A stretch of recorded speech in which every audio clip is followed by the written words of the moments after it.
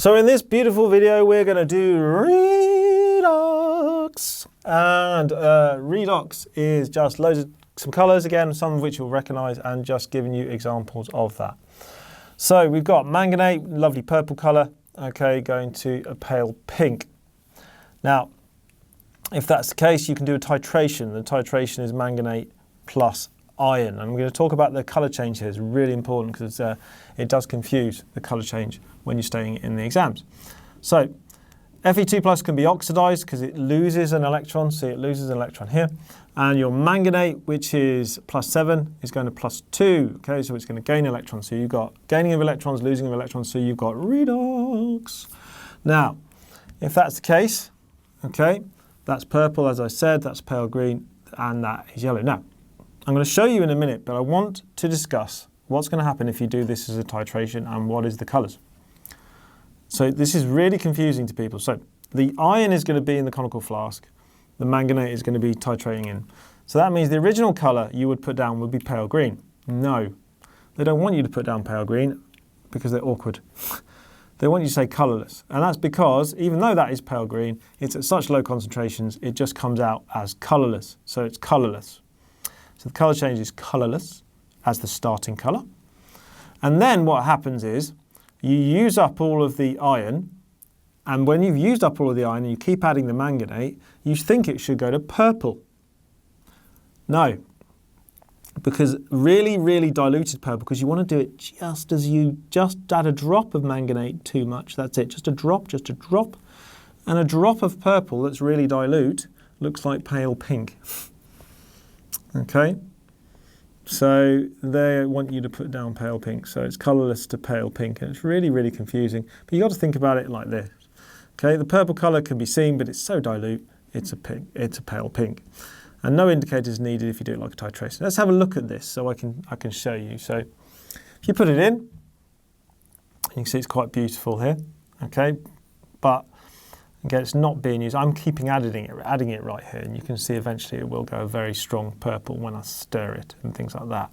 But if I only just added enough, this would be a very pale pinky colour. So remember, the colour change is in a titration. It's going to be colourless to pale pink, just because it's dilute. Okay, so I know this looks kind of purple, but if it's just added, it would be really colour. So, colourless to pale pink. Right, let's go for the next one. And we've got, this time 3 plus going to 2 plus. So that's going to gain an electron, which means this needs to lose, which means it's redox. Now, let's have a look again. It can be reduced, okay, because it's gaining an electron. Okay, you've got pale green here, you've got pale yellow, okay. The brown colour of the iodine can be seen, it masks the green of the F2. So let's have a look, that's brown, and let's have a look here. So when you add it here, the iodine is being produced, and then you've got the brown, which masks the pale green. So you've got, always look when you're looking at these, what colours am I going to see? Okay, right, this one, haven't got a video for this one, but it's a beautiful thing. We have got hydrogen peroxide colourless, chromium 3 plus, which is violet or green, depending on how you add it. But then you go for the chromate, and this is really important. Lots of people forget this. This is chromium 6, so it's 6. So +6 is the chromium, but it's CrO42 minus. This is also chromium 6, but it's a different structure, okay? So you've got dichromate with chromium 6, and you've got a monochromate with chromium 6. Now that then goes to yellow. So the chromium will go to yellow. Then this yellow reacts with acid and goes to the orange. The orange will then react with the zinc, and it will go to violet green, okay? So it will go back. So it goes back to where it started from. And what would be a good thing for you to do would be to track all of the oxidation numbers as you go through. So this is +3 going to +6. Okay, so +3 going to +6. Then it's going from +6 to +6, and then it's going from +6 back to +3. So we are losing electrons, and then we are gaining electrons. Okay, And in the final one here, we've got the zinc, which is losing 2 electrons, and we've got the chromium that is gaining those electrons. Okay, so that and you can see it as a beautiful reaction. And I'm sorry I don't have the video for you because it is kind of nice to look at. Now, anyway, there's the orange. So let's go to the next one, which is reduction of copper 2 plus to copper plus. It's going to be it can be reduced to copper plus with iodide.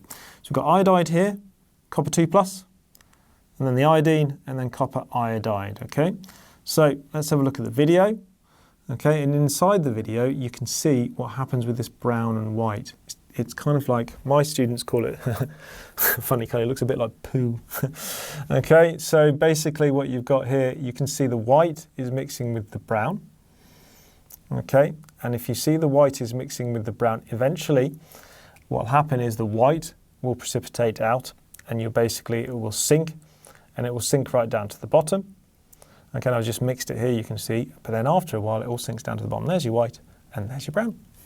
Okay, so that's a very common one in the course, really, really common. Okay, and they ask you to balance it sometimes as well. So make sure you know it.